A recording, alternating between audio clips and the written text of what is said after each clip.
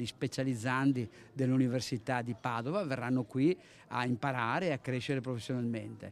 Cambia perché, come dire, è un riconoscimento sostanziale di tutto il lavoro fatto dai tempi del professor Serafini, passando per il dottor Rizzotto e il dottor Bertolin, e per una grande equip che credo sia tra le migliori d'Italia. Altro che chiudere l'ospedale di Costa di Vittorio Veneto. Nel giorno dell'intitolazione del reparto di otorino-laringoiatria al precursore, il professor Italo Serafini, viene annunciato il ritorno dell'Università di Padova per rendere questa struttura ancor più un centro d'eccellenza nella cura dei tumori tra la testa e il collo.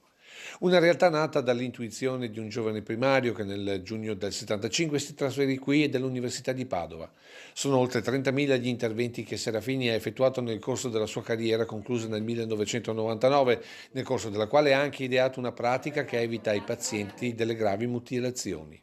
Oggi, a 50 anni dall'avvio, questo reparto esegue oltre 300 interventi di oncologia, mentre solo nello scorso anno sono state 338 le asportazioni di adenoidi e tonsilli a pazienti sotto i 12 anni. Oggi il gruppo, che è un gruppo forte, solido, fa una serie di interventi dalla microchirurgia invasiva al laser, alla chirurgia ovviamente open esterna, 1692 ricoveri ordinari, di cui 764 sono extraregione, quindi capite l'amore. Più di metà quindi del resto d'Italia, segno di un riferimento medico non solo per l'ULSS o il Veneto, ma per la sanità nazionale. Ma i potenziamenti all'ospedale di Vittorio Veneto non finiscono qui. Intanto sicuramente la semi-intensiva che arriverà, l'ampliamento, come d'accordo col sindaco, del pronto soccorso, col dottor Michelangelo Salemi, del pronto soccorso di Vittorio Veneto, che i lavori adesso partiranno, e dopo l'ospedale di comunità.